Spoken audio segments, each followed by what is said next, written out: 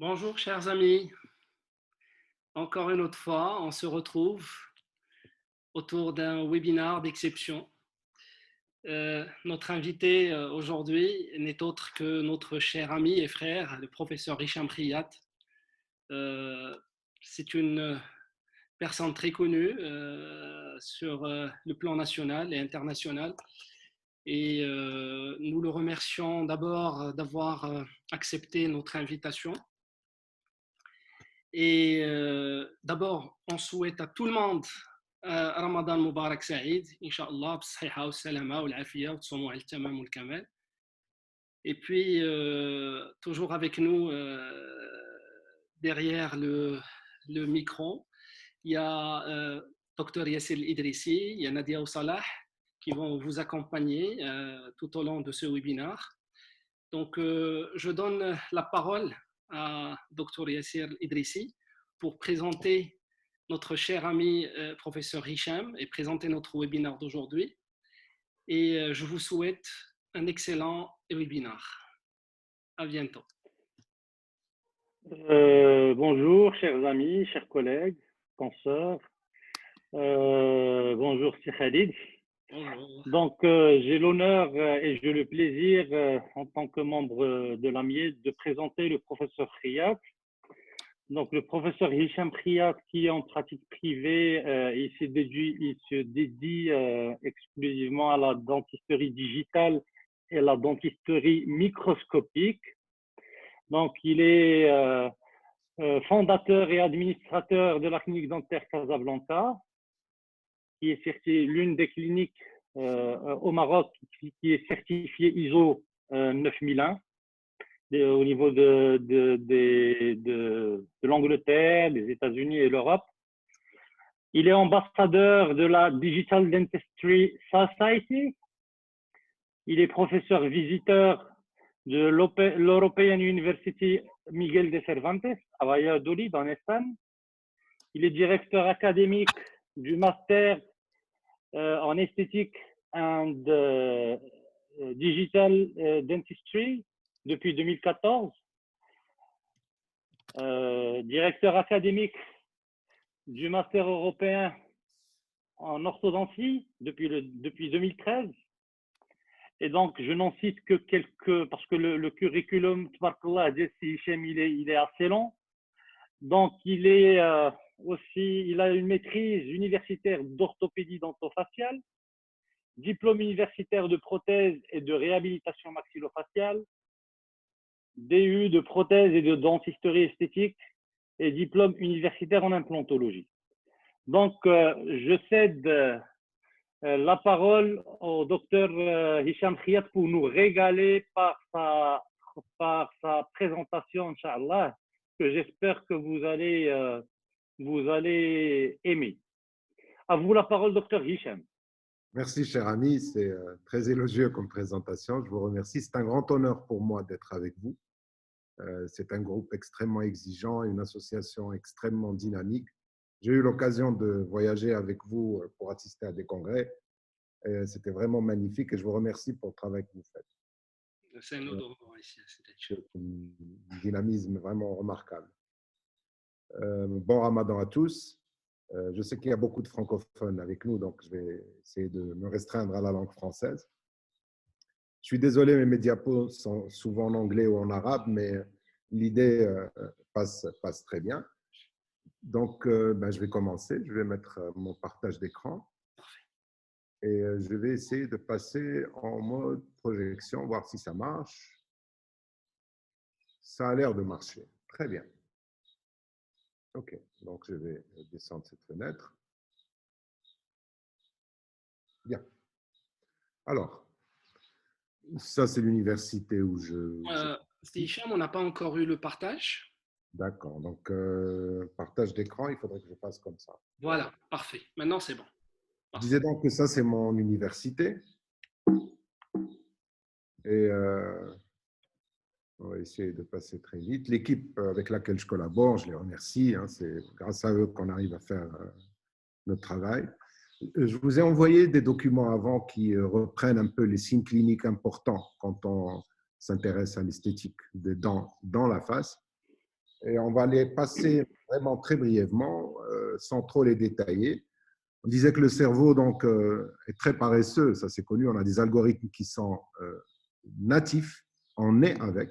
Hein, vous connaissez tous les réflexes archaïques, succion, déglutition, marche automatique, grasping. Eh bien, il semblerait que la manière dont on apprécie le visage des autres êtres humains obéisse aussi à quelque chose d'universel et de très profond qui est engrammé en nous. Nous avons donc un cerveau qui va évoluer de X, Y et Z. Tu es toujours en audio. Super. Donc, on a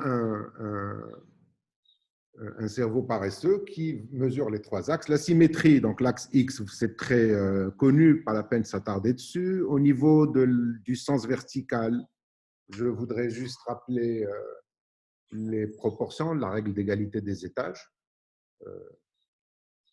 les possibilités de masquage que les gens ont pour masquer en fait ces problèmes d'étage. Ça va être facile maintenant avec le masque, hein. On va pouvoir masquer l'étage dentaire, parce que nous sommes les seuls qui agissons là-dedans.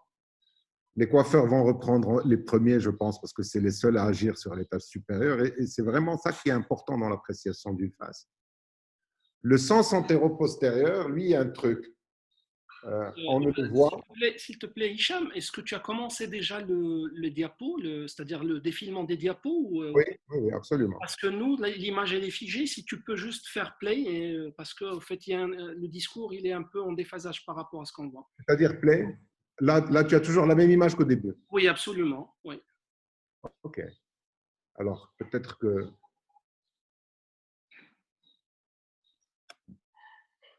Alors, pourquoi ça ne marche pas? Est-ce que c'est un problème de connexion? Peut-être que je vais régler ma connexion. 2 secondes. Il n'y a pas de souci, il n'y a pas de souci. Prends ton temps.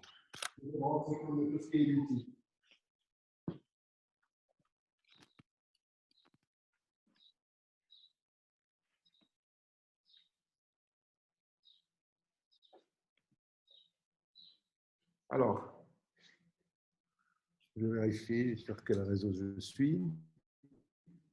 Et peut-être sur la Est-ce que ça marche mieux? Est-ce que vous voyez maintenant les… C'est toujours l'image est… Exactement, on a la même image des deux piliers sur un plan qui n'a pas changé depuis le départ. Carrément, OK. Alors, attends. Une image de pilier sur un plan. OK. Donc, je vais fermer ça.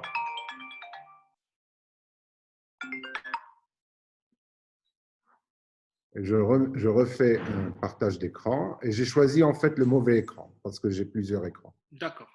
Voilà, je suis désolé, c'est ma faute. Il n'y a pas de souci, pas de souci. Très bien, là on peut voir exactement de quoi vous parliez. Alors, il y a une lumière là. Parfait, Ouais. non, c'est bien. Parfait, super. Est-ce que ça défile? Pas encore. Voilà, maintenant ça commence, oui. Maintenant, oui. Ok, super. Alors, je disais que le cerveau fait des mesures très rapides dans les axes X, Y, Z. X, c'est la symétrie. Je disais que ce n'est pas la peine de s'attarder dessus. Y, c'est le sens vertical, l'égalité des étages. Les possibilités de masquage que les patients peuvent utiliser pour masquer en fait ces disgrâces-là. Une fois qu'on a l'œil, on remarque tout ça. Et je disais que pour le sens antéro-postérieur, il y a un truc, en fait, il faut que l'on montre l'incisive centrale. Et ça, c'est essentiel. Et cette face vestibulaire de l'incisive centrale qui se voit, en fait, elle doit être bien verticale. Ça veut dire quoi verticale dans une face? Ça veut dire perpendiculaire à Francfort. Quand c'est bien vertical, on voit que les mâchoires sont l'une en face de l'autre et ça participe au sentiment esthétique. Mais vous allez voir plein d'images qui vont vous convaincre de ça. Toujours est-il qu'une fois qu'on sait où est la centrale, on sait où sont toutes les autres dents. Alors, tu m'appelles, donc je vais voir qu'est-ce qui se passe. Oui, dis-moi. Allô? Oui, dis-moi. Oui, je peux vous rappeler, Sylvie. Yallah, merci beaucoup. Ça doit être une urgence. Bien. Donc, une fois qu'on sait où est l'incisive centrale, on sait où sont toutes les autres dents. Ça vient de la prothèse totale. C'est très vieux, on sait tous comment ça marche. Le sourire, donc, c'est ce qui va permettre de montrer l'incisive centrale. Je vous ai envoyé un document qui permet de voir quels sont les signes cliniques du sourire. très rapidement, les patients ont tendance à incliner leur tête pour montrer un milieu interincisif vertical. Tous font ça. Hein. Sur la photo de votre gauche, c'est la posture naturelle de la patiente. Elle incline la tête pour dire que je suis symétrique. Et nous, notre repère, ça doit être la base du crâne. Donc, on va aligner en fait sur les yeux. Et si on prend les photos bien en face, en fait, on va avoir un flash lumineux en plein centre de l'œil, si on utilise un flash. Et à ce moment-là, le positionnement peut être très précis et très facile, comme sur la photo de droite. Donc, il y a, quand les dents ne sont pas parfaitement alignées, des problèmes posturaux aussi qui peuvent arriver. Il faut savoir que plus de 5 degrés d'inclinaison de la tête vers la droite ou la gauche peut provoquer des problèmes à long terme et aussi des troubles de posture mandibulaire. Mais ça, on va le voir. On va voir des cas. Je demande juste de garder tout ça à l'œil. Donc, à la base, on va aligner sur les yeux et ensuite, on va pouvoir faire notre analyse. Les documents que je vous ai envoyés sur Keynote ou PowerPoint permettent justement de bien analyser ce qui se passe au niveau des dents. Donc, on commence toujours par aligner sur les yeux, d'accord, parce que c'est la base du crâne, parce que c'est la posture naturelle, pas naturelle, idéale, hein, la posture qu'on devrait tous avoir. Et une fois qu'on a aligné sur les yeux, on peut analyser les dents et voir tous ces signes que je vous ai notés, notamment la résorption de l'os malaire chez les patients qui ne sourient pas, la présence de boutons, ça c'est des signes secondaires. Et bien sûr, les signes primaires, ça va être d'observer l'orbiculaire des lèvres. Il faut qu'on ait des courbures très régulières au niveau des lèvres. Et puis, la contraction du zygomatique. Zygomatique majeur, c'est le signe numéro 4. Bien. Voilà, donc juste pour avoir ça dans l'œil. Et puis, une fois qu'on a aligné sur la base du crâne, on peut aligner n'importe quelle photo intraorale de face. Excuse-moi de t'interrompre, on est toujours sur la même photo depuis le départ du crâne, avec les 3 axes. Incroyable. Ouais. Alors, je crois que voilà, c'est-à-dire qu'on n'a pas vu ça défiler. Depuis les 3 axes avec le crâne, on n'a pas vu défiler d'image. Peut-être que je vais rester dans ce mode-là. Là, ça défile. Oui, tu peux mettre le play en haut, le play de ton, voilà. Encore, voilà, il y a le play. Voilà. Ça coupe alors, si je le fais. Non, maintenant c'est parfait. Mais est-ce que ça passe toujours? Ça défile, oui, maintenant ça défile. Encore, oui, ça défile, c'est bien. Oui. Ok.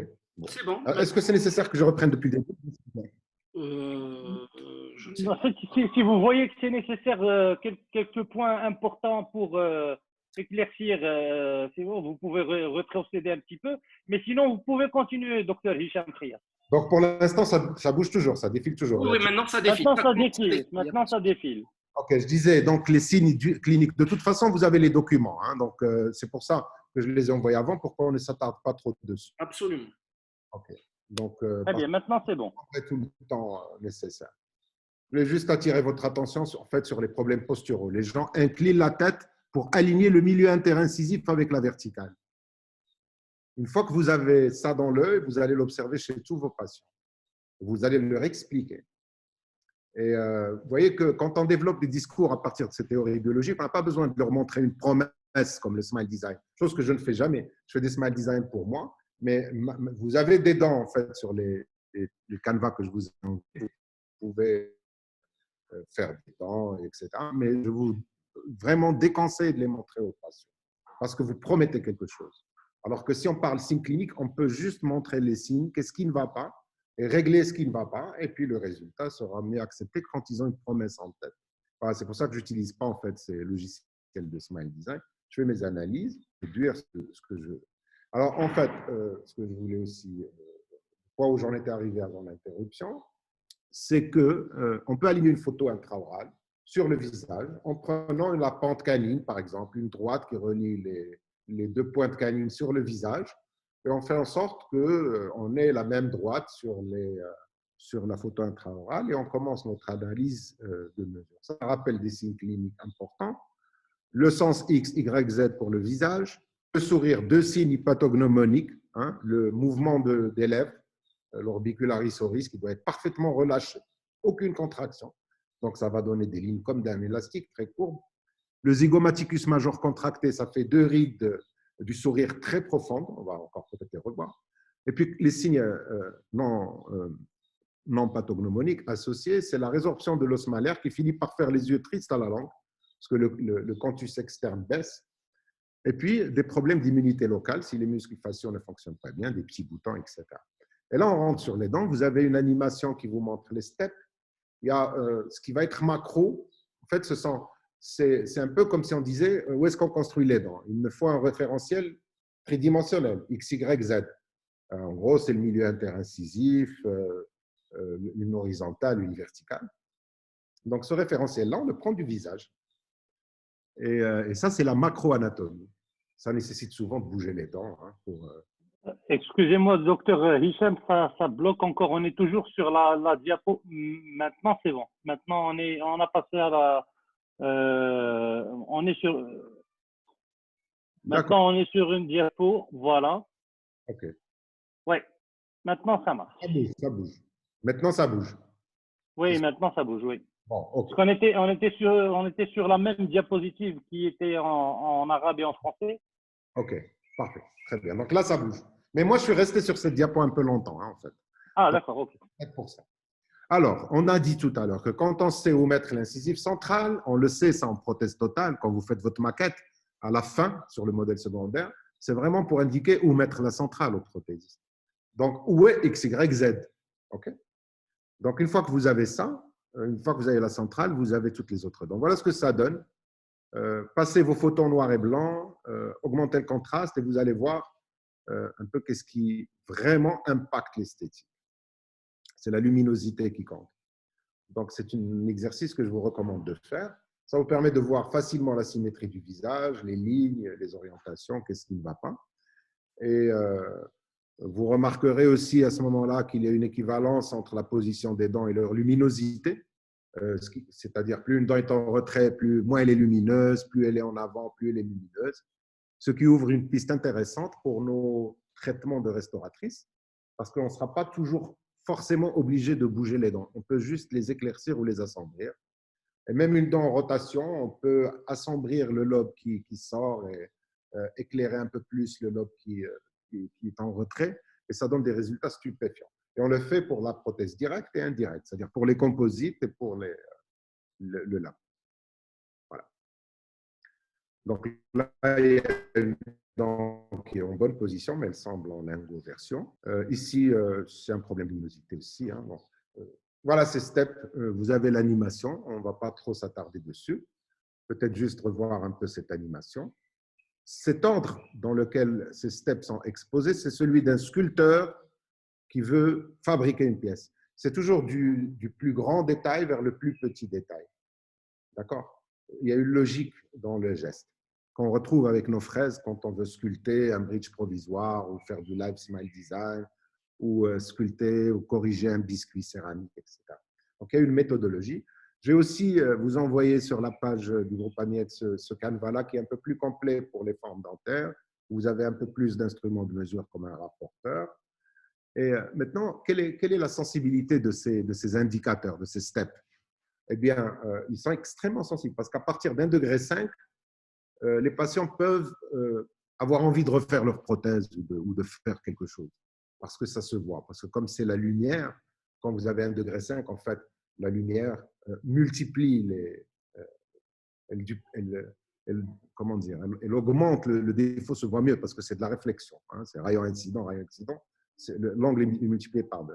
Voilà ce que ça peut donner quand on fait le live smile design et qu'on remet les incisives déjà au stade des provisoires dans le plan frontal. Et ça, c'est 1,5 degré, c'est rien.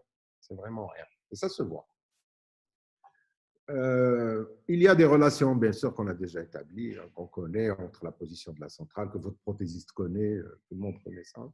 En ortho aussi, on parle de torque progressif, etc.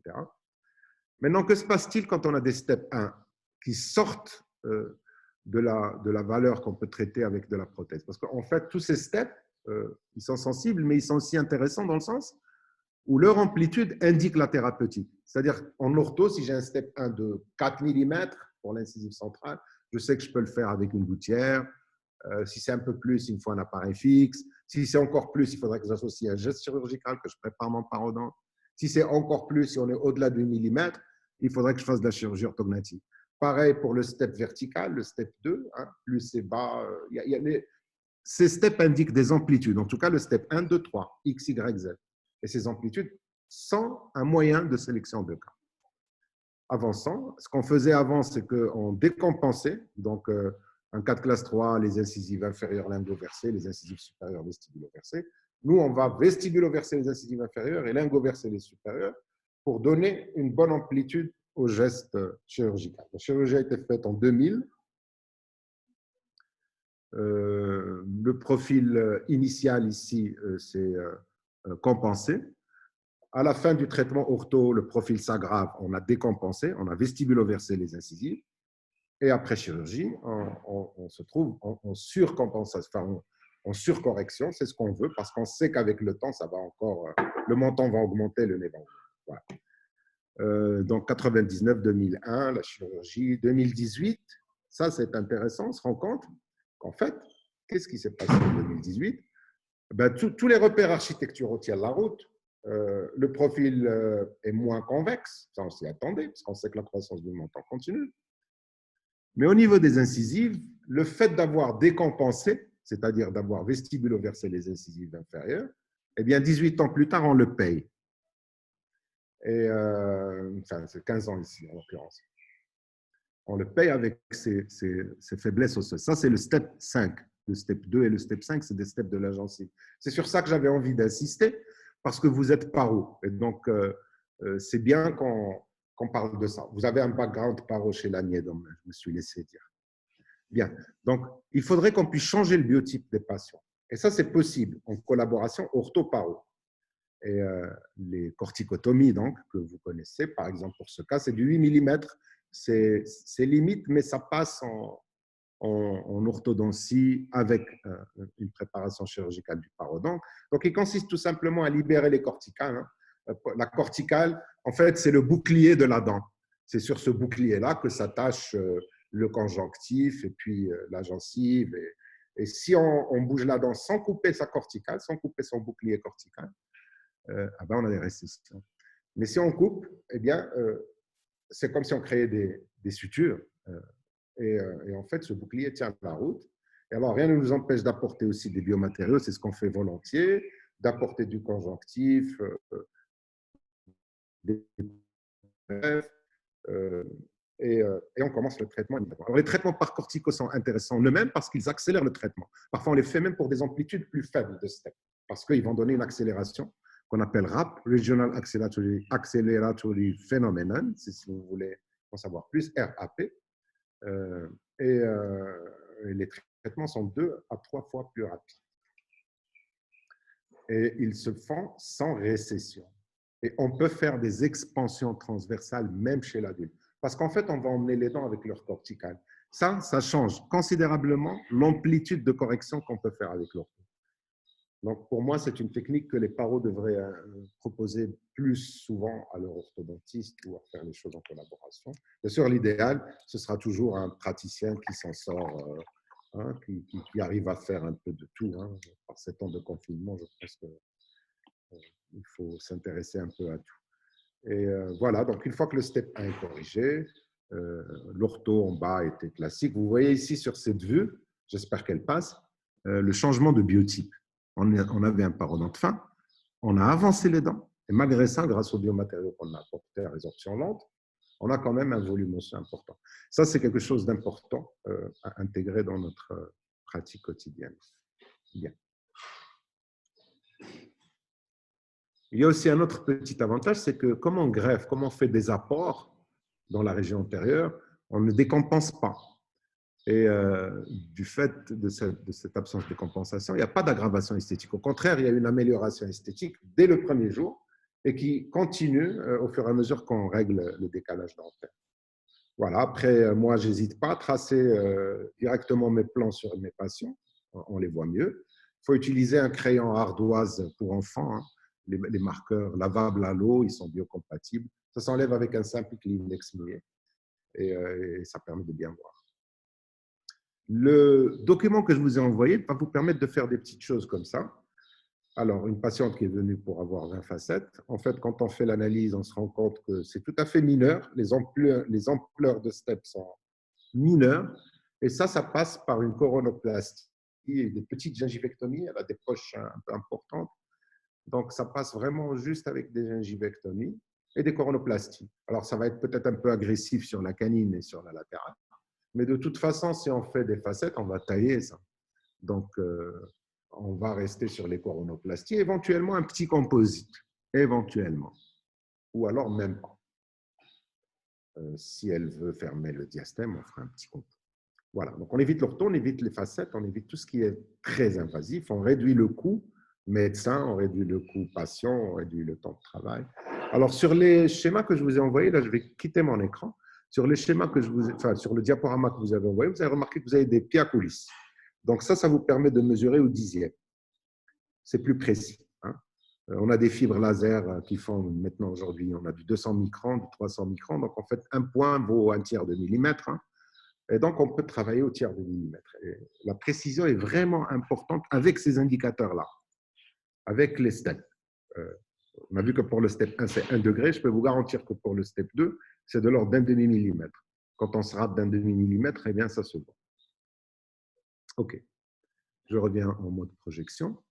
Donc, ça, c'était juste pour vous présenter un outil. Alors, après, il faut être familier avec Keynote ou PowerPoint pour tracer, faire des tracés. Mais ça, ce sont des choses du domaine généraliste. Voilà. Alors, une fois qu'on a symétrisé, le plus important pour moi, ça va être de constater une amélioration clinique du sourire, c'est-à-dire un sourire qui n'est plus restreint. Pourquoi? Parce que je suis convaincu que l'un des rôles médicaux que nous avons, la médecine du bien-être si vous voulez, mais en fait c'est plus profond que ça, le sourire déclenche des productions de sérotonine suffisantes au niveau du cerveau. Je vous laisse chercher la littérature sur ça, chercher les relations entre le sourire, le vrai sourire, et la sérotonine. Cherchez aussi la relation entre la sérotonine et les addictions. Les gens qui n'ont pas cette sérotonine compensent avec la dopamine qui est excitatrice et ça fait des personnalités addictes. Cherchez. Vous trouverez qu'un patient, une personne qui sourit a une espérance de vie supérieure de 10 ans à une personne qui manque de sérotonine. Le sport aussi génère de la sérotonine. Bien. Donc voilà, on peut tracer les lèvres pour être convaincu de ça. À votre gauche, ici, vous voyez le problème postural, la patiente qui incline la tête pour montrer un milieu interincisif vertical. Tous vos patients font ça. OK. Quand c'est un problème de step 1, quand les dents ne sont pas verticales par rapport au visage, les gens vont incliner la tête aussi. Ils vont faire un tangage. Quand le milieu est dévié, c'est du roulis. Et quand le milieu, les dents sont inversées, ils vont faire un tangage, ils vont lever la tête. Et parfois, des valeurs très importantes. Ici, l'incisive centrale est lingoversée de 17 degrés. En posture naturelle, la patiente lève la tête de 17 degrés parce qu'elle se voit dans un miroir. Elle se règle elle-même par rapport au miroir et elle garde la posture. Commencez à regarder ces stratégies de masquage. Étudions un cas maintenant pour voir un peu ce que cette méthode va nous apporter. Bien. Alors, systématiquement, ça va être en gros 4 rendez-vous qu'on peut diviser en sous-rendez-vous si on veut réduire le temps de travail. Mais bien sûr, on a intérêt à grouper les actes. Moi, personnellement, je groupe tous mes actes. C'est mieux. On a fait un patient pour une séance de 3 heures minimum, parfois 4 heures, avec une pause éventuellement, et on fait le travail. On fait de la production de soins. OK, alors, analysons. Le sourire. Bien sûr, on voit que ce n'est pas fluide. On aligne les dents. On peut voir un peu tout ce qui ne va pas. Ce cas, comme il n'y a pas beaucoup d'amplitude importante de modification, je vais le faire en live. Je vais vous montrer tout à l'heure un peu. Mais on va appliquer ces steps-là. On va faire le step 1, le step 2, le step 3, dans l'ordre, en live, sur l'existant, sur ses dents ou sur son ancien bridge. On va meuler un peu, on va rajouter un peu de composite, etc., pour créer cette forme agréable qui respecte les steps. Donc, c'est de la sculpture de base. Des petites corrections, parfois un peu plus importantes. Et ce bridge, moi, je l'appelle un bridge capot, parce qu'en fait, on va pouvoir l'enlever pour accéder au tissu, puis le remettre. Et ça, c'est la première séance. Première séance dédiée à ça. Bien. On peut faire les petites gingivectomies nécessaires, ou alors si on a besoin de faire une ostéotomie par la suite. Laisser carrément la muqueuse au niveau sur la gencive pour un ou 2 jours ou juste pour voir et après on enlève.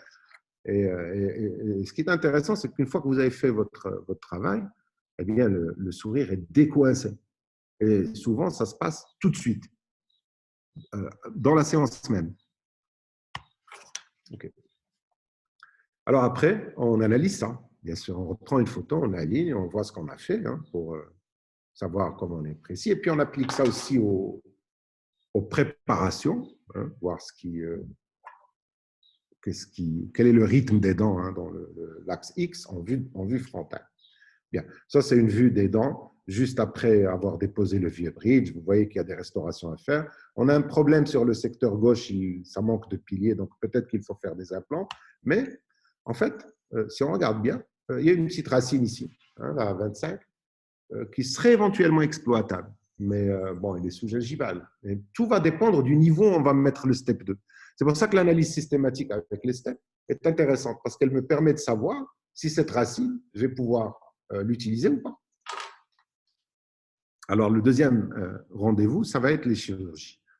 Donc là, il y a eu des élongations coronaires, des résections apicales, quelques élongations coronaires. Et là, on se rend compte, une fois qu'on a fixé le niveau du step 2, c'est du step 2.2, vous avez ça sur le document. Donc, en fait, c'est l'axe Y, la partie rose et blanc, où se trouve les collets, la ligne censée joindre les collets. Voilà. Qui présente une certaine liberté quand même, une revue systématique là-dessus, mais c'est intéressant de savoir qu'il y a une ligne et qu'elle est intéressante. Et bien, si cette ligne est assez haute, je vois que cette racine est récupérable. Et c'est le cas. OK, donc voilà aussi une autre vue de profil de ce niveau gingival. On voit qu'il va falloir faire un embout apical, résection osseuse. Voilà, travailler un peu les tissus. Et le deuxième rendez-vous est fini. On remet le capot. Okay. Comme ça a été fait avec un moule, on peut en faire autant qu'on veut. On peut faire autant de provisoires qu'on veut avec de la résine disacryl.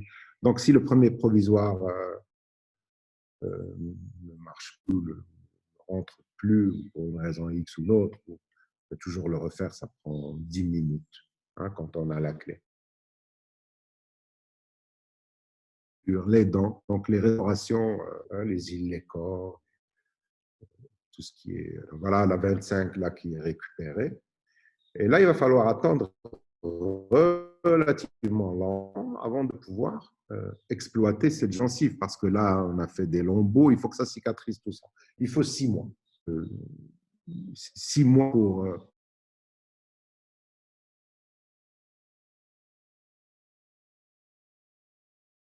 pour avoir un profil gingival correct. Alors,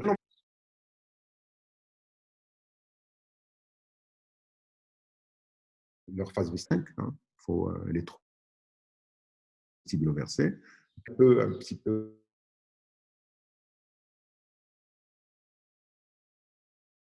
Les 1 et 2, un peu, pensez toujours que vous avez affaire à une maquette d'occlusion, que vous allez envoyer une maquette d'occlusion au prothésiste. Quand vous envoyez une maquette d'occlusion au prothésiste, il ne vous donne pas des prothèses totales où les dents sont trop longues ou inclinées. Non, non, c'est nickel. Pourquoi? Parce qu'on lui a donné X, Y, Z. On lui a donné le repère que vous voyez bien ici. Donc, si vos préparations permettent aussi de coder ça, c'est bien. Et c'est le moyen le plus rapide, en étant soigneux sur ces préparations, que les lignes horizontales soient horizontales, alors au moins au niveau des centrales. Si les steps sont cohérents, le prothésiste va vous donner un bon travail. Et là, on va mettre un provisoire longue durée. Alors moi, je l'ai fait, étant donné le fait que les prix des matériaux baissent et qu'on est plus en plus en 4CAM, mon matériau de provisoire longue durée, ça va être zircon full anatomy. Ça coûte moins cher que de faire… La différence entre un disque de zircon et un disque de PMMA, ben, c'est rien du tout. C'est pas grand-chose. C'est même pas 50 €.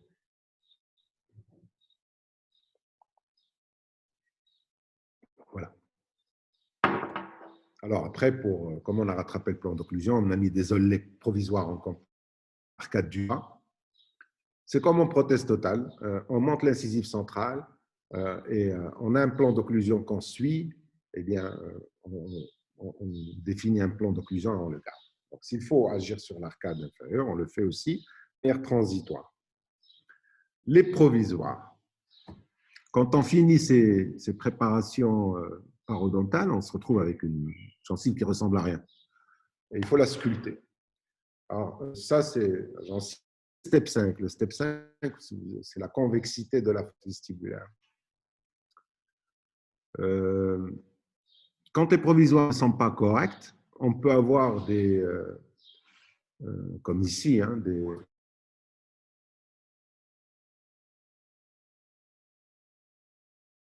cervical à dent est insuffisant. Alors, il y a un traumatisme à la mastication, un traumatisme cinétique qui crée de l'inflammation. Et de l'autre côté, c'est plutôt l'inverse. C'est un surcontour, un composite qui est trop gros. Et ça fait de la rétention de plaques, donc de l'inflammation. Deux causes différentes, mais c'est le même résultat. Un petit coup de laser provisoire et résultat à 15 jours. J'attends 15 jours entre le moment où je mets des provisoires et le moment où j'agis. On peut parfois aller plus vite, mais bon, c'est une valeur arbitraire comme ça. Et on se rend compte que la gencive maintenant est en état de supporter les manœuvres prothétiques. Donc ça, c'est important. Alors pour ce step 5, le bombé, le repère, c'est justement cette aile de mouette qui peut exister entre le volume de la gencive et le volume de la dent. Si c'est trop important au niveau de la dent, eh bien, rétention de plaque. Si ce n'est pas assez important, risque de traumatisme cinétique. C'est typiquement le patient qui vous dit, docteur, la dent, elle est belle, mais quand je mâche dessus, j'ai mal. Ouais. Vous avez mal où? À la gencive. Hein, Seagull rule, des ailes de mouette, celles qu'on dessinait quand on était enfant. Donc après, quand la gencive est en bon état, bon, cette dent à gauche, c'est pas moi qui l'ai taillée, la droite, c'est moi. Donc j'ai récupéré, voilà, empreinte, soir, vérification des teintes. Ça dépend plus du prothésiste que de nous, on va dire. Mais ouais, il y a du travail sur les différents steps, le step 6, le step 7. La qualité de la gencive, c'est aussi la qualité des empreintes. Les provisoires, en vous donnant cette gencive ferme et en bonne santé, ça fait des empreintes très faciles à prendre, sans saignement, avec les coordonnées bien sûr, mais ça fait des choses nettes et donc des adaptations qui sont très bonnes. Moi, j'utilise des polyéthers éventuellement avec du soft, mais ce n'est absolument pas nécessaire. On peut utiliser le polyéther soft tout seul, sans le light, je veux dire, sans le polyéther light. Ça donne ce type d'empreinte. Vous voyez que la précision est vraiment remarquable avec ces matériaux, mais on peut obtenir des résultats tout aussi bons avec n'importe quel matériau qui a une réputation correcte, on va dire. Après, au niveau de la décortication, ça va être facile, donc l'adaptation va être parfaite.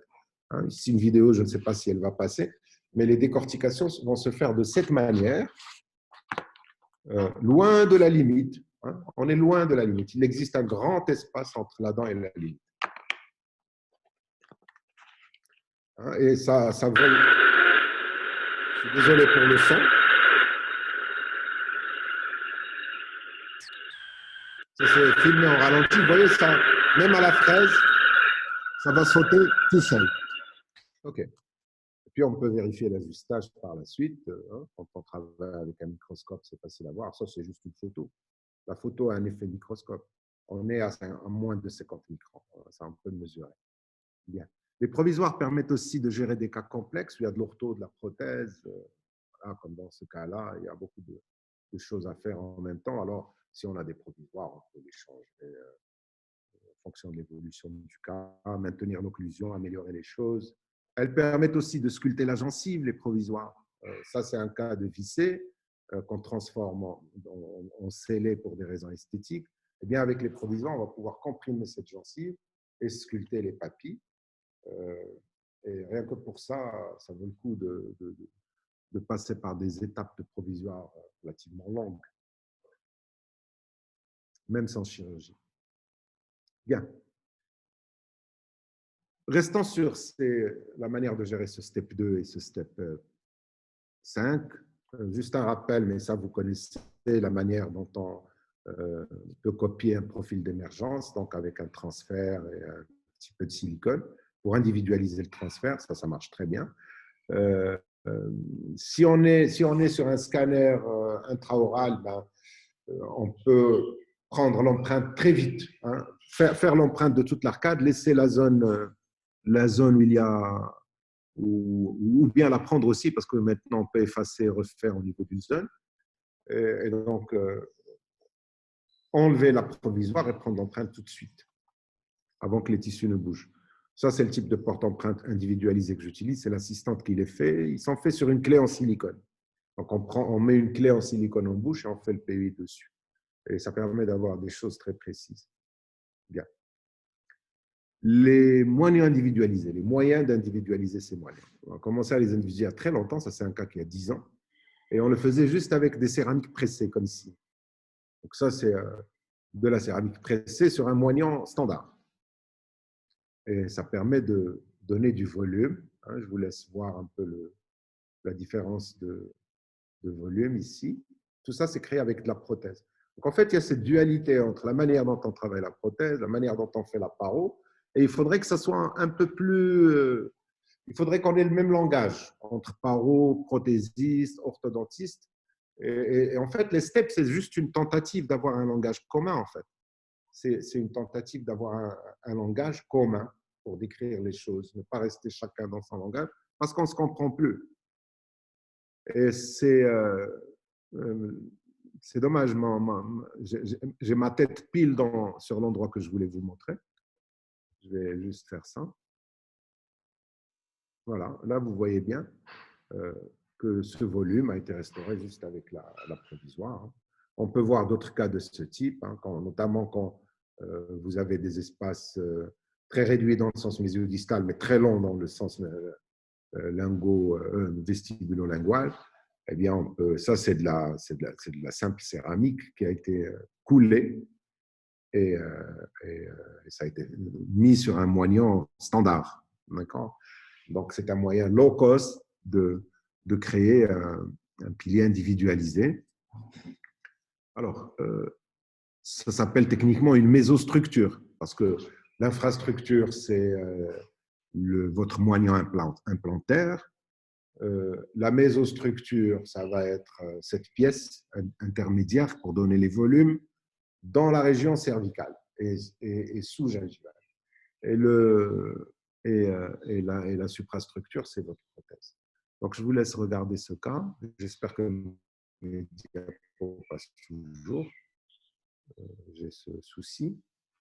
Donc, il y a une petite compression à l'insertion de ces moignons, c'est normal, mais ça doit disparaître. Et si ça disparaît, voilà, comme ici, eh bien, c'est bon, on peut garder. Et là, quand on scelle, en fait, aussi, ces moignons vont ramener la limite immédiatement sous-gingivale. Ça facilite considérablement le nettoyage.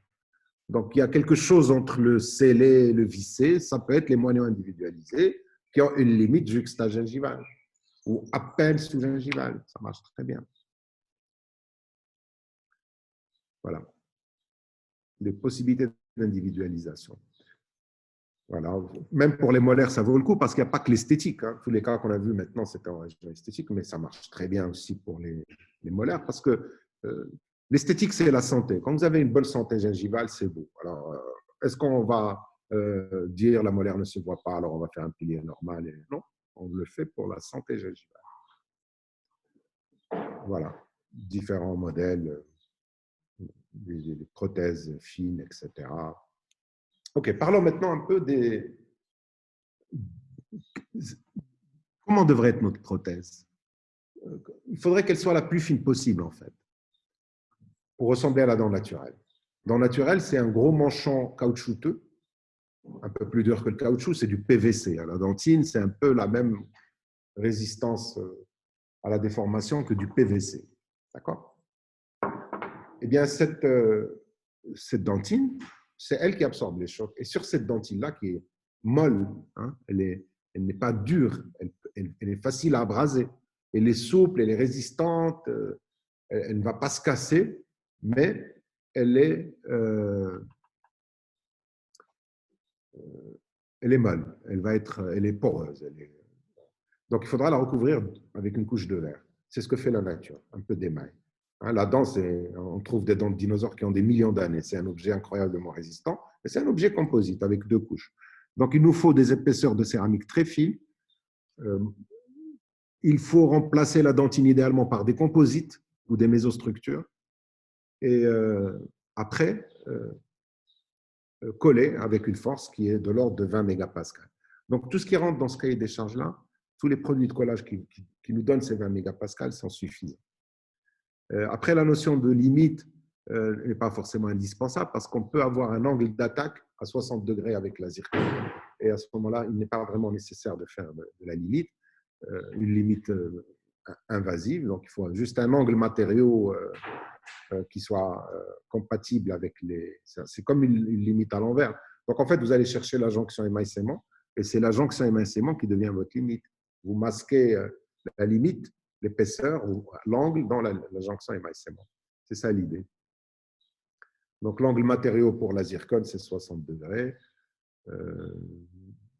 Après, quand on fabrique ces pièces, on est obligé de mettre une limite, sinon ça casse à la fraiseuse. Mais après, on la fraise. Donc, on met une limite en excès, il y a un excès, ça sort, il y a un surplomb. Eh bien, on le fraise après. Je vous montre à quoi ça ressemble. Bon, restant sur le choix du matériau, il faut des matériaux translucides. Ça, c'est des photos qui viennent de mon laboratoire, en fait. Donc, ça, c'est la dent naturelle, c'est l'exemple à suivre, très dur à suivre. La zircone avec un peu de céramique feldspathik, en haut à droite. En bas à gauche, lithium disilicate. Et en bas à droite, céramique feldspathik. Soraya, Bouchra, attendez, regardons maintenant. Sidi Hicham, nous aussi, c'est demain le ramadan en fait, c'est juste pour les gens qui font le jeûne aujourd'hui. Hein. C'est demain. حنا غادي نفقسوهم هذوك اللي كيفون الجنوب قولينا هذا النهار الاخر هادشي اللي كاين. يلا le collage aussi. Hicham, ne t'en fais pas. Demain, ça viendra chez vous aussi. Alors, t'en fais pas. Hein. Alors, continuons. Je disais qu'il fallait faire très attention à cette interface cervicale. Alors, beaucoup de problèmes viennent de là, en fait. Même les problèmes d'infiltration, même la plupart des prothèses qu'on refait, ça vient du fait que l'adaptation n'est pas bonne.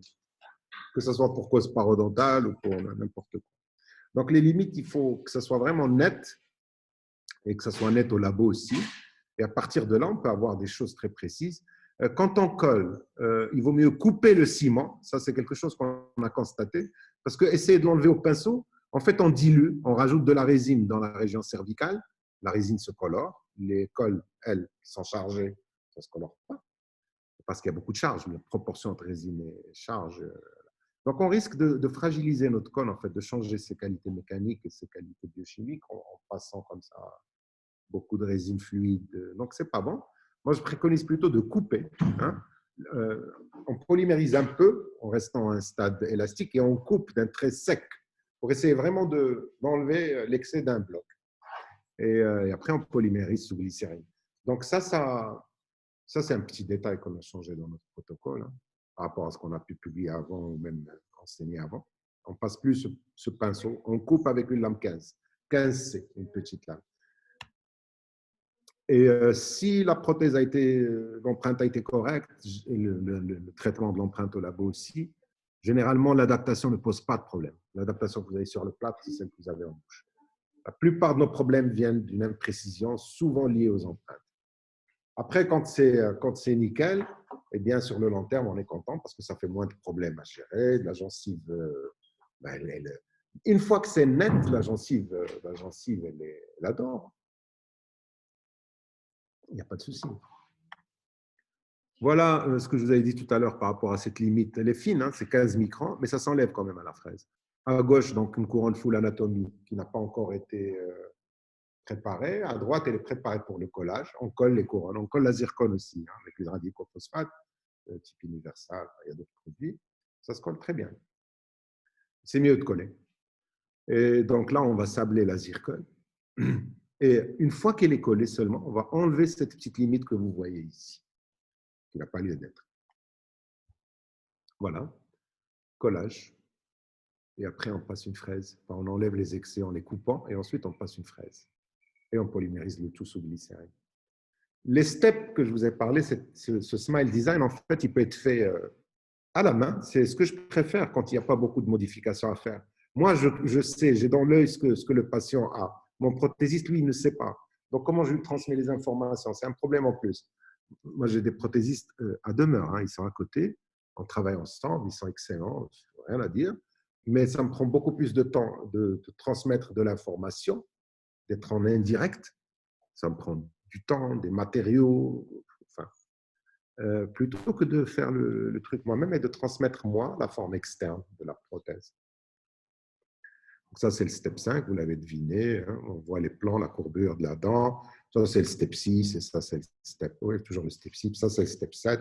Donc, ça se fait très bien à la main. Une fois que c'est un plaisir, hein, c'est vraiment un plaisir. On sent qu'on crée quelque chose. Alors, au début, c'est laborieux parce qu'il faut... Mais ça marche bien si on s'astreint au step. C'est-à-dire, vous ne sautez pas d'un step à l'autre. Faites le 1, vous le réglez, vous le validez. Ensuite, le 2, ensuite le 3, etc. Comme un sculpteur, il y a une démarche une démarche en beaux-arts quand on veut sculpter. Et une fois que vous avez une belle forme, vous l'enregistrez. Hein, ça vous permet de vous prendre un peu pour Van Gogh. C'est sympa, c'est sympa. Et puis, ça donne la main pour le reste, pour régler les provisoires, pour régler pardon, les définitives, hein, le biscuit, pour faire des composites en direct. Moi, je pense que la dentisterie de demain, il va y avoir beaucoup, beaucoup, beaucoup de directs. Les composites sont devenus excellents. Franchement, ils sont... Moi, je ne fais plus de facettes, sauf si c'est pour refaire un cas de facettes avec des décollements, des choses comme ça, où il y a des patients qui ne sont pas contents de leurs facettes. Bon, là, je refais, parce que les dents sont taillées. Mais sinon, ça va être que du composite. Aujourd'hui, je suis que en composite. Je ne pose plus d'indication de facettes par rapport au composite. Il n'y en a plus pratiquement. Alors, il arrive qu'on envoie le WhatsApp au labo. Il nous envoie quelque chose. Écoutez, là, on va faire l'analyse rapidement. Step 1, step 2. C'est très basique, hein, c'est vraiment basique. Après, si vous tracez sur votre logiciel, vous rendrez compte ici que les canines sont relativement symétriques. Donc, notre intervention va concerner uniquement les 4 incisives. Alors, on trace la première centrale qui a un bord libre correct, hein, une bonne position par rapport à XY. Et donc, cette forme, on va la mirorer de l'autre côté. Pardon, j'étais là. On va la mirorer, c'est-à-dire on va l'inverser, la mettre de l'autre côté au niveau du logiciel. Et donc, voilà, là, il est miroré. Et bien, on se rend compte que la gencive est plus haute, le step 2. Et bien, on va aller le chercher, hein, on reste dans la limite des dents longues, et on remirore de l'autre côté. Voilà. Et là, vous avez l'indication de votre gingivectomie précise. Vous avez une forme précise. À l'œil, vous pouvez le faire à l'œil, à main levée. Vous savez, quand on apprend le dessin, si on s'applique, au bout de 6 mois, on est capable de faire un portrait. Donc, nous, c'est juste des petites lignes. Hein. C'est juste croire en soi, croire en sa précision, en sa main, en ses yeux, et savoir ce qu'il faut faire et le faire, petit à petit. Ensuite, on va s'intéresser à la latérale. Pareil, on la trace, on l'envoie de l'autre côté. On se rend compte que la gencive est plus haute. On règle la gencive et on fait le mirroring dans l'autre côté. Et on tient notre plan de traitement. Donc, c'est assez direct. C'est bien de passer par les canevas du type de ceux que je vous ai envoyés parce que ça forme l'œil. Ça vous aide à regarder. Mais à un moment donné, pratiquement, vous allez pouvoir faire ça live. Pour des cas simples, je dirais sans le soutien des photos. Mais moi, personnellement, pour tous les cas, je fais ça systématiquement parce que je vois bien et donc ça me rassure. Mais c'est assez simple. Nos maîtres, ceux qui nous ont appris la dentisterie, travaillaient sans photo. Il existait quelque chose qui s'appelait la photographie, mais c'était du chimique, c'était des films, il fallait envoyer chez le labo, ça prenait un temps fou, ça ne marchait pas. On ne les avait pas au fauteuil. Là, avec un téléphone, on peut prendre des photos correctes. Donc là, on fait un petit spot etch, on met la clé, puis on se rend compte que ce n'est pas ça. Alors, on doit toujours faire les steps 1, 2, 3. Donc, même quand vous êtes en indirect, souvent, vous avez du direct à faire. Et ça, c'est un tracé des steps 3, 4, 5, 6 avant de les réaliser à la fraise. Voilà, une fois que vous tenez une forme correcte, enregistrez-la avec une clé. Ça peut être la première clé qui était juste faite avec un matériau heavy, et vous la rebasez, ou bien vous en faites une nouvelle. et puis renvoyez-la au labo, parce que le labo va pouvoir l'utiliser pour avoir une maquette, une préforme. Donc, ça vous permet de transmettre comme en prothèse totale ou sans le step 1, 2, 3. Pensez toujours à transmettre la forme externe au labo. Vous trouverez sur YouTube une manière d'utiliser, bon, on va pas, je vais peut-être conclure sur ça parce qu'on avait dit 45 minutes et je pense qu'il est temps, sauf si vous voulez quand. Oui, on a un peu débordé. Sauf si Il vous n'y a pas voulez. de souci, Zécham, il n'y a pas de souci. Fais comme tu veux, il n'y a pas de problème. Ouais.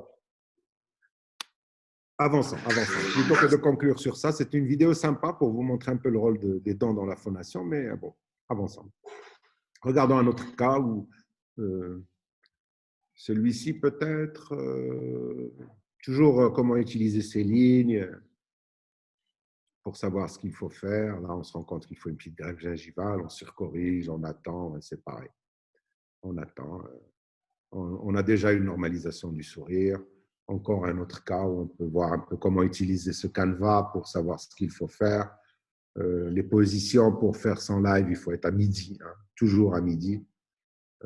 Tracer les lignes au niveau du patient, ça aide beaucoup. Régler vos occlusions en live aussi, hein, les propulsions, les déductions, avec rajout, réduction de matériel. Et attendez 15 jours. Et puis au bout de 15 jours, vous pouvez prendre vos empreintes sans problème. Le collage, oui, la précision collage, c'est important. On ne va pas rentrer dans les décollements, mais on a un protocole qui marche très bien. On l'a testé récemment sur un mémoire, sur 50 facettes, il y a 0 décollement, donc c'est 58 facettes en fait. Donc les décollements sont bon, anecdotiques. Alors, bien sûr, quand c'est collé sous digue, évidemment, hein, parce que la bouche, c'est un hammam. On ne peut pas être sec dans un hammam. Donc, on ne peut pas coller sur un truc humide. Il faut déshydrater là. Là, ça colle parfaitement bien. OK. Déshydrater la dent dans le sens, pas être dans un hammam, hein, mais c'est clair que si c'est de la dentine, il faut qu'elle reste un peu mouillée, etc. Mais pas être dans un hammam. Les mailles, ils n'aiment pas. La dentine, à la limite, ça peut aller, mais les mailles, non. OK. Alors, quand vous faites ça, quand vous réglez, vous allez remarquer aussi des recentrages mandibulaires. Parce que ces problèmes de sourire et d'inclinaison de la tête, la posture de la mandibule est liée à la posture générale. Donc, ça résout aussi pas mal de problèmes, juste le fait de travailler bien droit avec ces steps. Ne comptez pas sur votre articulateur pour transmettre l'information sur le step 1, 2, 3 au labo. Pourquoi? Parce que l'articulateur est relié aux oreilles. Et les oreilles, comme l'auditif externe, ils sont rarement, hein, quand on fait beaucoup de conduits, on s'en rend compte, il y a moins d'un patient sur 9 qui a des conduits auditifs externes bien alignés. La plupart, ils ont un conduit auditif devant, derrière, plus haut, plus bas, etc. Nous, on veut aligner sur les yeux, pas sur les oreilles. Donc, il y a une astuce qui consiste à tenir fermement l'arc, même si ça fait un petit peu mal au patient, on lui demande d'être un petit peu patient. Et on tord notre arc facial avant de serrer les vis pour le mettre dans les axes du patient. Ça marche bien. Les jigs pour transmettre cette information. Un autre cas, un jig, c'est très simple. C'est vraiment le principe de la prothèse totale. Vous prenez un petit bout de silicone, vous le mettez sur vos transferts. Hein, vous voyez, en prothèse totale, la maquette d'occlusion, elle est mise sur le modèle secondaire, le modèle de travail. Toujours avoir un guidage sur le modèle de travail sur lequel va être faite la prothèse. Si c'est fait sur un modèle et qu'il faut transférer, on perd le 1,5 degré de précision.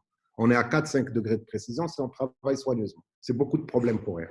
Alors que si on met le repère directement sur le modèle de travail, c'est-à-dire dans ce cas-là sur les transferts, ça marche tout seul. Alors, ça, c'est réglé. Alors, quand on fait ces transferts, on prend une petite photo pour vérifier qu'on a bien tracé les lignes, sinon on corrige.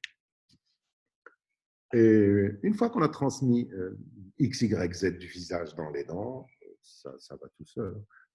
Vos petits jigs peuvent être scannés. C'est une aide précieuse pour votre labo. Vous voyez ici un petit trait pour le plan frontal, pour indiquer le plan frontal. Et c'est réglé. Je ne connais pas des prothésistes qui ratent la prothèse totale. Ils ratent la prothèse fixe parce qu'on ne leur donne pas le repère. On ne donne pas l'information. Voilà. Et systématiquement, quand c'est bien droit, eh bien la dynamique faciale change. Le sourire est plus détendu. Vous permettez le sourire qui était gêné par ces stratégies de masquage essentiellement inconscientes. Vous pouvez aussi transmettre par du matériel calcinable. Ça a un grand intérêt, c'est que ça lui évite de couler votre cire, de couler de la cire dans votre clé. Parce que vous, ça vous prend 5 minutes à faire un… C'est comme si vous faites un autre provisoire, un deuxième provisoire. Mais faites-le directement en résine calcinable. Eh bien, lui, il va recevoir une forme, il va l'adapter sur les moignons. Hein. Elle s'adapte déjà très bien sur les moignons. Il va juste faire son coping, un coping de précision à la cire rouge. Et après, il va faire ses cutbacks et ça va aller plus vite. Votre travail va sortir du labo plus vite parce que vous avez tout transmis. Voilà, ces techniques analogiques, ce qu'elles permettent comme précision, je vous mets en superposition des cas avant-après. Enfin, peut-être marcher plus lentement parce que je me rends compte qu'il y a au niveau de la connexion. Donc ça, c'est au départ. Ça, c'est le live Smile Design. Ça, c'est la taille à partir de la forme externe, hein, pour définir la forme interne. Donc aujourd'hui, prothèse, le bon concept, c'est forme externe, esthétique, fonction. Forme interne, c'est forme externe, moins l'épaisseur du matériau. Donc tout dépend du matériau que vous choisissez. Plus la contrainte de la dépouille, si vous faites une dépouille, vous enlevez beaucoup pour cette dépouille. Mais si c'est de l'adhésif, si c'est de la dentisterie adhésive, bien, on n'a pas de dépouille. On enlève juste une couche.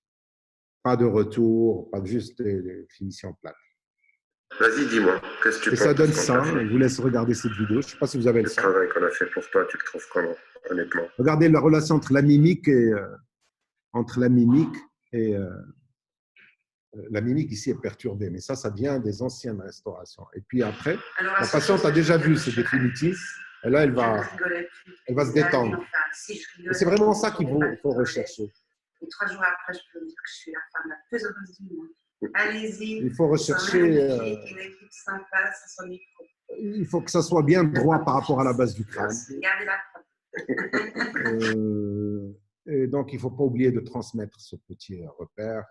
Voici un schéma que je vous enverrai aussi par la suite, qui est les steps et puis où est-ce que ces techniques interviennent. C'est un schéma un peu synoptique de tout ce qu'on fait, chaque step, par quoi on le traite. Peut-être aussi la relation entre les steps 3, 3, 6 et 7 et le 5 aussi, hein, parce qu'on peut bouger. Donc ça, ce sont 2 dents identiques. Et puis en bougeant juste ces lignes sans changer leur dimension physique, on a l'impression qu'une dent est plus longue que l'autre. Donc ça, c'est une porte ouverte pour essayer à l'envers, quand vous avez 2 dents qui n'ont pas une taille identique, en jouant sur ces lignes, vous donnez l'impression qu'elles sont de taille identique. Donc, c'est un bon moyen de gestion des espaces et ça a une amplitude d'1 millimètre aussi. Les mésostructures dont on a parlé tout à l'heure, elles ne s'appliquent pas uniquement aux implants, hein, ces piliers individualisés. Parce que dans un cas comme ça, avec une inflammation aussi importante que ce que là, hein, vous voyez, c'est très, très enflammé, eh bien, je vais tailler. À droite, c'est des dents nouvellement taillées. On peut rester dans les mailles aujourd'hui. Et à gauche, ce sont des dents qui étaient déjà taillées, des d'anciennes prothèses. Eh bien, on va leur mettre des mésostructures, comme pour un implant. Et ça nous permet, quitte à faire un lambeau pour placer ces mésostructures s'il le faut. Si vous n'avez pas de visibilité, si vous êtes incapable de prendre une empreinte vraiment parfaite, faites un lambeau, mettez-les et ensuite finissez la région et refermez et la gencive guérit enfin. Pour les cas où les racines, les préparations étaient trop invasives, c'est quelque chose que je vais faire volontiers. C'est un peu la même chose qu'on fait pour les bonnets individualisés, donc toujours une mésostructure. Ça aussi, un autre avantage, c'est que ça régularise les opacités et les couleurs des dents, ça les rapproche, et du coup, ça facilite la réalisation des prothèses avec des suprastructures, avec des matériaux translucides. Voilà. Ça, c'est encore une vision du step 5, comment on le règle sur les provisoires, toujours les postures de travail, mettre le patient travailler dans un miroir ou demander au patient de tourner la tête au maximum. Mais il faut que ça soit vraiment superposé par rapport à votre repère et vous testez en provisoire. Dernier cas, peut-être, qu'est-ce qui se passe quand on implante? D'où vient en fait cette réflexion sur le step 5? Ça, c'est une dent cassée en extrait et on la remet elle-même à l'identique. D'accord? On la colle, on colle cette dent, on la met en sous-occlusion, etc. Et on la colle sur un pilier implantaire. Bien. Qu'est-ce qui s'est passé des années plus tard? Eh bien, des années plus tard, c'est cette dent qui s'en sort le mieux parce qu'elle a été étanchéifiée au laboratoire. On a mis un vernis dessus et la gencive adore, alors que c'est une dent sur implant. et les dégâts ont continué sur les dents, sur toutes les autres dents, en fait. Donc, la prothèse, si c'est bien fait, normalement, c'est excellent pour la gencive. Voilà, je voudrais peut-être finir ici. Et je suis prêt à répondre. Oui, peut-être vous montrer un autre cas. Toujours la même chose, un problème éventuellement de défaut d'adaptation de prothèse. Donc ça, c'est un implant, ça, c'est un moignon. Voilà, on remplace ça par un moignon individualisé. Et, là, par contre, on n'a pas fait de mésostructure sur notre moignon, on l'a gardé tel quel. Et voilà. On met des prothèses, on fout l'anatomie et on atteint cette santé gingivale. Donc, c'est un sourire bas, une ligne du sourire basse, donc pas besoin d'aller vers des greffes. Bon, on va éventuellement s'arrêter là. Je pense que le message est passé. Et je vais arrêter Stop Share, c'est ça. Et voilà, je suis à votre disposition pour les questions. Sauf si vous préférez aller voir le webinaire du professeur Jafar. Mais Ben, déjà, je te remercie beaucoup pour ta présentation, Hicham. Tout est clair.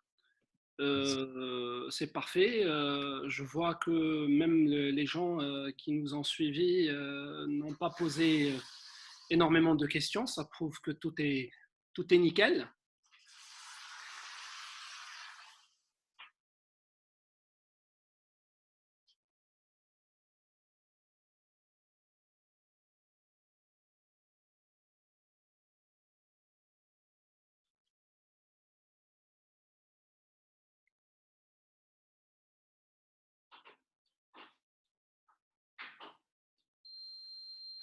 c'est une excellente question. Alors, il y a un angle que j'essaye de ne pas dépasser au niveau de la région sous-gingivale. C'est le même pour l'implanto, c'est le même. C'est-à-dire, quand je pars de la limite et que je m'enfonce dans les tissus, ma mésostructure, elle reste à 45 degrés. Elle reste à 45 degrés. Donc, du coup, ça te donne, si tu as un moignon qui a 1 millimètre en dedans, elle reste à 45 degrés. En fait, les flancs de la prothèse, c'est-à-dire ce qu'on peut appeler vraiment le profil d'émergence. Si on prend l'analogie avec un implant, c'est la partie qui va de la plateforme implantaire à la limite. D'accord? La partie qui va de la plateforme implantaire, de l'implant, à la limite prothétique. À la limite, on va mettre la prothèse. Cette région-là, il faut qu'elle ait un angle maximum de 45 degrés. Oui. Quand c'est plus que ça, on a des problèmes de bourrage de plaques. C'est-à-dire ça peut s'infiltrer et rester. Et donc, en fait, tout dépend de où est ton moignon et où est-ce que tu es toi au niveau de la prothèse. Quelle forme de prothèse tu veux, où est le moignon, et ça te donne une profondeur. Bien. D'accord. Et donc, on fait ça et on les colle avec on fait un embout, on les colle, et après, on finit comme il faut et on referme. Et on attend. D'accord. Khalid, si tu as une question à poser? Il y a juste, Merci beaucoup. C'est Mustafa Al-Wahliya qui demande s'il y a un bouquin où on peut trouver cette charte esthétique, la charte esthétique dont tu as parlé, Hicham. Alors, on a des mémoires, on a plein de mémoires sur le sujet. Je peux éventuellement en envoyer un sur le site. Oui, sur le groupe. Et puis, montre aussi plaisir de le partager. Voilà. Alors, il y a aussi une autre question je ne vois pas le nom. Alors, pour je lis exactement ce qui est mis. Hein. Pour les promotions idéales de la centrale, on peut soit descendre le bord libre ou faire une gingivectomie selon la position de la lèvre inférieure. Phonation. Vous tenez compte de ces éléments ou non? Absolument pas. Je n'en tiens pas compte. Et je vais vous dire pourquoi. Tous les cas que j'ai montrés, je les ai pris exprès. Vous voyez que tous, ils ont une dynamique labiale perturbée. D'accord? Qui se normalise à la fin. Et à la fin, ça devient c'est normal à la fin. Alors, comment on arrive à ça?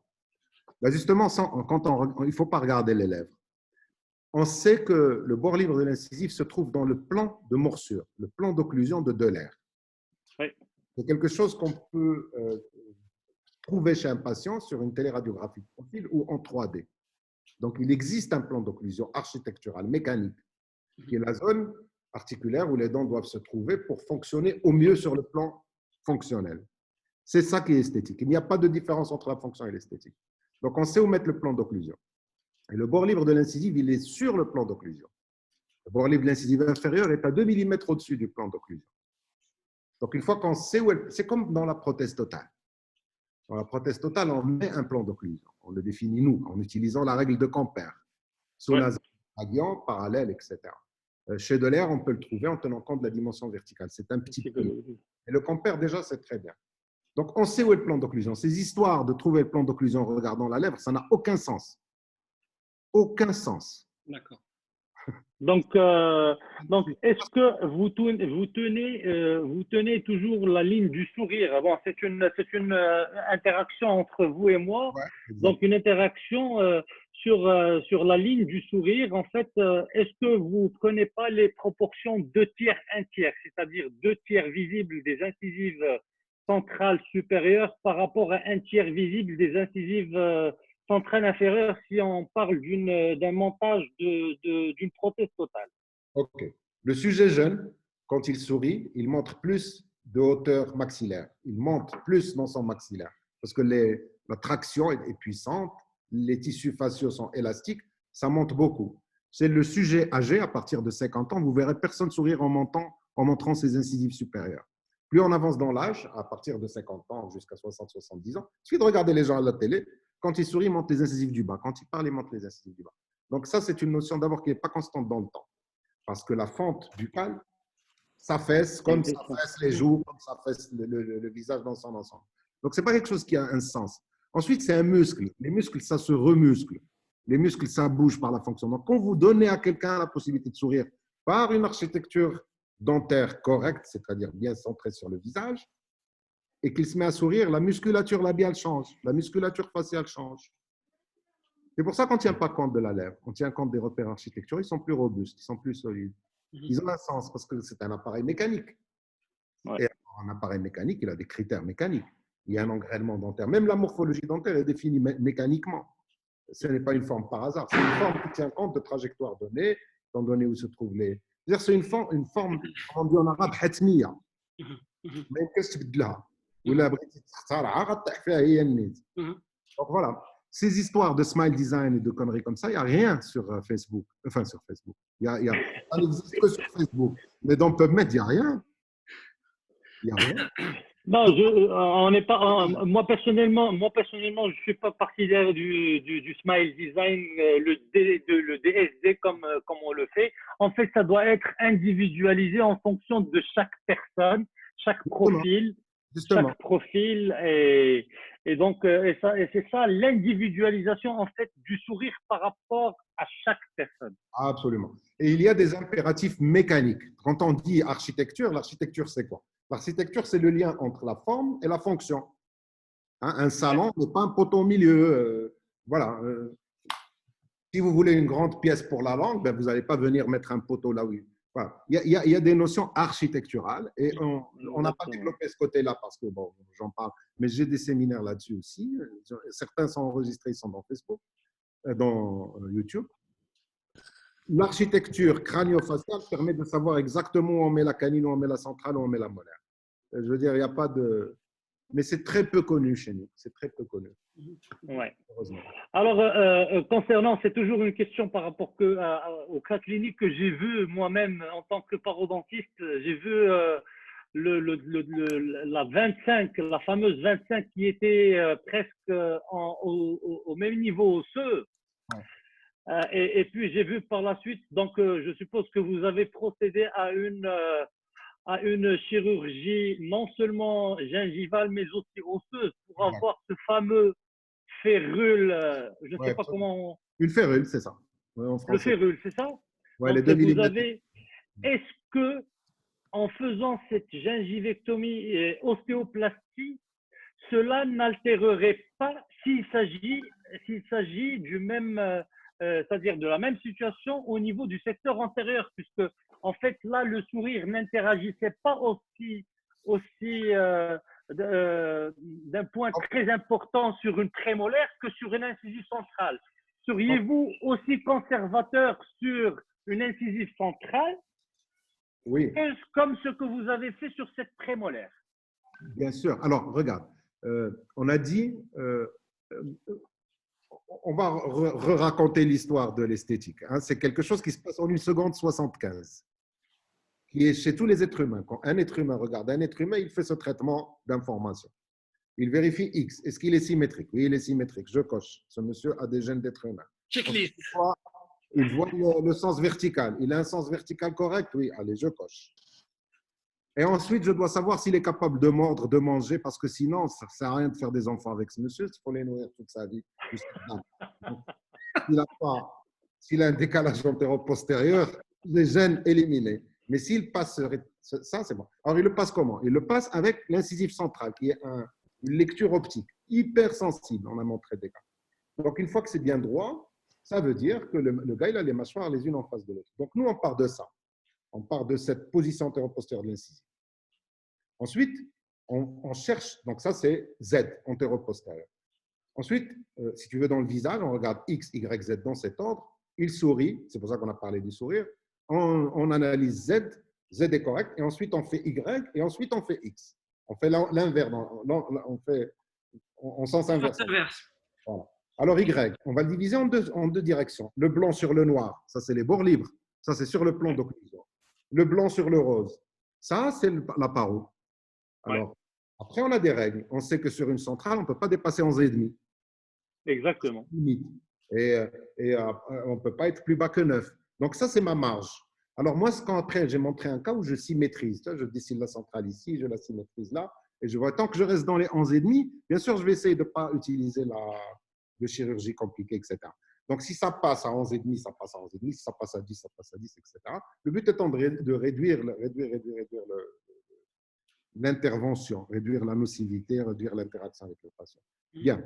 Alors, une fois qu'on sait où est le step de 2 sur la centrale, on sait où il se trouve sur la latérale. Il peut être un peu plus bas, voire un peu plus haut, 0,5. Il y a une étude revue systématique qui montre que la latérale peut être plus haute que la centrale sans que ça soit handicapant sur le plan. Bien sûr, tout doit être symétrique. Alors, une fois qu'on a le niveau du step de 2, on trace une ligne de la centrale à la 7.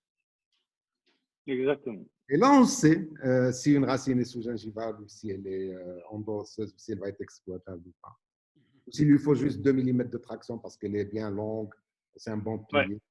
Voilà. Une traction orthodontique suffirait pour… Une ostéo-intégration, c'est 3 mois. Faire une traction, c'est 15 jours. Donc, le calcul est vite fait. Alors, j'ai une question, Hicham, sur un groupe WhatsApp. Au fait, pour les proportions idéales de l'incisive centrale, Oui. Est-ce qu'on peut soit descendre le bord libre ou faire une gingivectomie, justement pour garder cette proportion, ou là, cela dépend aussi de la position de la lèvre inférieure au niveau de la phonation, tenir compte de la phonation, tenir compte de beaucoup d'éléments, justement. Alors, ça ne dépend pas de la lèvre inférieure. Parce que ça dépend d'abord parce que le principe premier, il est architectural. Elle doit être sur le plan d'occlusion. L'incisif central doit être sur le plan d'occlusion. Donc, on a la position du bord libre. Là. Ce n'est pas quelque chose qui est discuté dans la littérature. Si on ne met pas la position du bord libre là où il faut, ça fait des problèmes fonctionnels. Ça fait des gènes d'occlusion, ça fait des limitations de mouvement. Donc, l'incisif central, le bord libre, il est sur le plan d'occlusion. Ça fait des casses, ça fait bon. Donc, on le met sur le plan d'occlusion, comme ça, c'est protégé. Et à partir de ce niveau 0, on peut monter en haut pour la gencive jusqu'à 11,5. Et on a entre 10 et 11,5. Et on optimise en fonction du cas, dans le but de réduire les manœuvres. Bien sûr, si on met la 11 à 11,5, il faut mettre la 21 à 11,5. Si on met la latérale à plus 9, il faut mettre l'autre latérale à plus 9, et ainsi de suite. Il faut prendre en considération les mensurations entre interincisives et les mensurations des dents entre elles. Oui. Oui. Prendre ça en considération aussi. Absolument. Mais quand on s'intéresse au step, parce qu'il y a une différence entre la dimension réelle d'une dent, mesurée du point de contact mésial au point de contact distal, et le diamètre apparent. Le diamètre apparent, c'est la face vestibulaire seulement, c'est-à-dire c'est entre les lignes de transition. Absolument. Exactement. Si on les écarte, le problème n'est pas le même. Il n'est pas du tout le même. Ça ne se voit pas. Si vous prenez un modèle et que vous avez un pied à coulisse, vous allez voir beaucoup de choses qui ne se voient pas en bouche. En bouche, exactement. On a un angle de vue imposé, c'est de devant en arrière. Et le patient tourne la tête. C'est pour ça aussi que le milieu interincisif doit être droit. S'il n'est pas droit, les gens inclinent la tête. Mais par contre, s'il a le milieu ici, décalé de 2 mm, ça ne se voit pas. Pourquoi? Parce que naturellement, ce milieu-là, il va se décaler si je tourne la tête. Et que c'est très difficile pour mon cerveau de savoir s'il a la tête tournée ou pas. Je dois aller voir ici au niveau des yeux, la tempe, comparer ses distances, c'est difficile. Même quand on veut prendre une photo strictement de face, on la rate. On n'est jamais strictement de face. Donc, il y a des choses qui se voient, il y a des choses qui ne se voient pas. C'est comme la magie. Le prestidigitateur joue sur ce que tu vois et ce que tu ne vois pas. Et il a une grande marge de manœuvre. Et ce n'est pas de la magie. C'est juste qu'il sait à quoi tu fais attention. C'est des illusions, en fait. Ouais, c'est ça. C'est qu'est-ce qui se voit? Qu'est-ce que la majorité des êtres humains ne voient pas, ce que voient les spécialistes. Parce que les spécialistes, ce n'est pas eux qui vont épouser tous les patients. De toute façon, ils sortent, ils cherchent une femme ou un mari. Alors, il faut un algorithme qui soit universel. Et de préférence que ça marche aussi chez les Chinois, les Japonais. Comme ça élargit le champ. Donc, c'est de ça qu'il s'agit. Qu'est-ce que le cerveau humain voit? Qu'est-ce qui se voit? C'est pour ça qu'on change les photos en noir et blanc pour avoir la luminosité. Parce que dans notre yeux, on a beaucoup de bâtonnets et très peu de cône. Donc, on élimine la couleur, on élimine la saturation, on voit la luminosité. Ça nous rapproche. C'est un regard. La clinique, c'est un regard qui parle. Qu'est-ce qui se voit? Quels mots on met dessus? Et les mots, on met des maths. Pourquoi? Parce que c'est universel. Ça va me permettre de discuter avec le paro. C'est peut-être une des caractéristiques de notre structure, c'est qu'on fait le même DU, enfin, on fait les 4 disciplines cardinales en DU tous les ans. Ortho, paro, prothèse et implanto.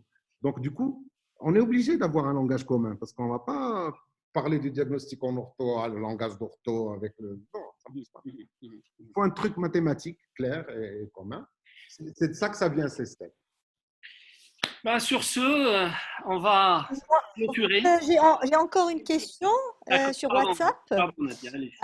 Alors, moi j'adore, Hicham, j'adore votre esprit mathématicien, de mathématicien. Ça, vraiment, c'est génial. Et j'ai une question sur WhatsApp par rapport au provisoire. Est-ce qu'il vous arrive de changer les provisoires et si c'est le cas, pendant combien c'est-à-dire sur combien de temps vous changez les provisoires? Et puis, est-ce que vous utilisez toujours les mêmes matériaux, c'est-à-dire les disques en zircone? Alors, les provisoires que j'utilise, en fait, c'est de la résine bisacrylique. Hein, c'est au pistolet. Pourquoi la résine bisacrylique? Parce qu'on peut rebaser la limite avec un composite fluide. Et là, c'est nickel. On a une adaptation parfaite.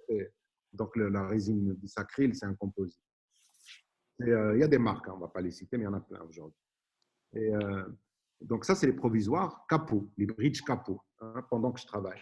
Mais si j'ai fait de la chirurgie lourde ou des choses comme ça, et que je dois patienter le temps que ma gencive prenne ses repères, là, je vais utiliser effectivement une zircone, mais c'est pour 6 mois, une période d'attente longue. Donc, on laisse pendant 6 mois la gencive, les hygiènes s'installer, etc., avant de passer en défi. Donc, c'est là où je vais mettre un disque zircone. Parfait. Voilà. Merci beaucoup. C'était très intéressant et puis c'est toujours un plaisir de vous écouter. Rajouter, Yassir? Pardon? Tu te sens fatigué le premier jour du mois de Ramadan? Non, il n'y a pas de souci. Non, il n'y a pas de souci. Tu es sûr? Non, mais tu te sens un peu fatigué. On le voit. Pas du tout. Non, mais en fait, c'est Hicham qui me jette des coups de temps en temps, le café et sa petite cigarette. Ah ben voilà. Ça me titille, hein. Il n'y peut rien pour toi pour aujourd'hui. Eh ben, sur ce, donc, sur ces questions-réponses, on peut dire qu'on a survolé un petit peu le sujet qui intéresse la majorité des dentistes tant qu'omnipraticiens que spécialistes, qui est un peu l'esthétique. Et donc, on a pu bénéficier de l'expérience du docteur Riyad et nous faire sortir un petit peu de ce dogme, entre guillemets, et de ce terme que moi non plus, j'apprécie pas, c'est le DSD. le digital smile design, en fait, on rentre dans un système de machines, d'usinage.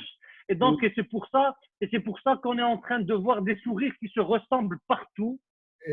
Exactement, Yassir. Si tu permets, je vais rajouter un truc. Ce n'est pas anodin le fait que je vous vende un logiciel de Smile Design. Pourquoi? Parce que de la manière dont tu fais le Smile Design, tu vas le faire avec des noms de bibliothèques qui sont à moi. Les gens aujourd'hui, ils brevettent des formes de dents, ce qui est un peu débile. Mais ils vont breveter des formes de dents. Et du coup, si tu veux fraiser, tu vas passer par mon logiciel, par ma machine. Donc, en fait, c'est une capture de marché. C'est ce qu'on appelle des passerelles 2D, 3D. Absolument. Exactement. Des business plans très particuliers. À partir du moment où ce n'est pas dans PubMed, normalement, on ne doit pas trop accorder l'importance. Exactement. Donc, techniquement. On a eu pas mal de gens qui sont en train de vanter et de vendre ce genre de logiciel pour faire. Et en fait, c'est des smile design bidimensionnels. Voilà. Et ça ne rentre pas dans le cadre du tridimensionnel. Et surtout, ils ne prennent pas aussi non plus en considération l'articulation temporomandibulaire et puis les mouvements de la mandibule qui sont très importants la cinétique mandibulaire qui sont très importants lors du design et de la proposition d'un projet prothétique. Tout à fait. Bon, on arrive à la fin, Hicham. Tu as quelque chose à rajouter? Vraiment, bien sûr, prends ton temps, il n'y a pas de souci. Le visage, il a un axe X, Y, Z. C'est un objet tridimensionnel. Les dents doivent avoir le même axe X, Y, Z avec juste une simple translation. D'accord? Donc, à la limite, si je veux envoyer quelque chose, je peux envoyer une encoche et une perpendiculaire à cette encoche. Et j'ai renseigné. C'est ce qu'on fait en prothèse totale. Oui, exactement. On peut le faire si on est en numérique, on peut, au lieu de faire tout le bridge, si on a un labo, juste mettre sur l'empreinte quelque chose en résine, un petit jig, comme j'ai montré pour les cas d'implant, n'importe quoi qui indique où est X, Y, Z au prothésiste. Et là, il vous fera un montage de la qualité de vos prothèses totales qu'il ne rate jamais. Parce que vous lui avez dit où est X, Y, Z. Et tout l'histoire de Smile Design, ça cherche à trouver X, Y, Z sur des photos. Exactement. Donc, je te dis merci beaucoup. C'est très gentil pour ta générosité. C'est un honneur pour moi d'avoir été… La spontanéité aussi, parce qu'on la retrouve pas beaucoup ces jours. Donc, je dis aussi au nom des membres de la MIED, de nos amis, qui te remercient beaucoup. Et je dis en leur nom Ramadan Mubarak Saïd pour ceux qui vont le commencer demain, en l'occurrence nous les Marocains. Il y avait beaucoup de Sénégalais, de frères sénégalais avec nous, de l'île de la Réunion. Il y avait aussi avec nous des gens de France, de Paris, qui ont déjà commencé le Ramadan. Donc, on leur souhaite aussi Ramadan Mubarak Saïd. Et voilà, donc je te laisse peut-être donner le mot de la fin et on clôture ce webinaire. C'est un très, très grand honneur pour moi d'avoir été votre conférencier. La MIED est une association magnifique. Continuez à faire du bon travail. Franchement, vous nous faites honneur partout. Merci. Continuez. Merci. Au revoir. Merci, Hicham. Merci. Donc, je veux dire le mot de la fin. Donc, au revoir. Donc, on vous donne bon, on vous Ramadan Mubarak pour demain d'ailleurs déjà. Et puis, je vous annoncerai, on vous annoncerai dans les plus brefs délais notre belle surprise pour fêter notre premier anniversaire, Inch'Allah, pour le webinaire du mardi prochain. Alors, restez connectés, stay tuned. Mardi prochain, un événement d'exception pour une association d'exception, pour des amis d'exception. Je vous invite, Dr Khiat, d'y adhérer. Ah oui. Mais je suis certain. Nadia, tu as quelque chose à dire que vous allez aimer. Et puis, on a aussi une table ronde pour ce dimanche, Inch'Allah. Alors, soyez au rendez-vous. Ça sera annoncé dans l'immédiat. Alors, Ramadan Mubarak Saïd, b'sihha wa salama, wa kul ma bghitoo wa tmannitoo, Inch'Allah. Parfait. Merci beaucoup. Merci. Au revoir. Merci beaucoup, Hicham. Au revoir. Merci, Hicham. Merci. Au revoir, les amis. Au revoir. Au revoir. Au revoir.